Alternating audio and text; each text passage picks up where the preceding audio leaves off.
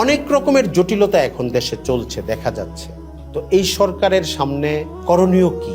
ধর্মীয় বিষয় এবং ধর্মের সাথে সংশ্লিষ্ট শিক্ষা সংস্কৃতির বিষয়ে যেন এমন কিছু নতুন করে না ঘটে এই সরকারের আমলে, যেটা ধর্মপ্রাণ মানুষকে ক্ষুব্ধ করে তোলে। যেরকম নারী ইস্যুতে, জেন্ডার ইস্যুতে, LGBT প্রসঙ্গ জানেন আপনি, রূপান্তরকামিতা, নারী থেকে পুরুষ হওয়া, পুরুষ থেকে নারী হওয়া, পশ্চিমা দেশগুলো অনেক রকমের দৃষ্টিভঙ্গি এবং লাইফস্টাইল এখানে চাপিয়ে দিতে চেষ্টা করে। 10 বছরেরও বেশি সময় আগে থেকে, গত 1/11 তত্ত্বাবধায়ক সরকারের সময় ইস্যুটা এসেছে, সম্পদে নারীর সমতা ইস্যু তৈরি করে পরে নারী বিষয়ক যে উত্তরাধিকার আইন আছে, এখানে কোরআন বিরোধী একটা আইনকে সংযোগ করা, নারী উন্নয়ন নীতির ক্ষেত্রে।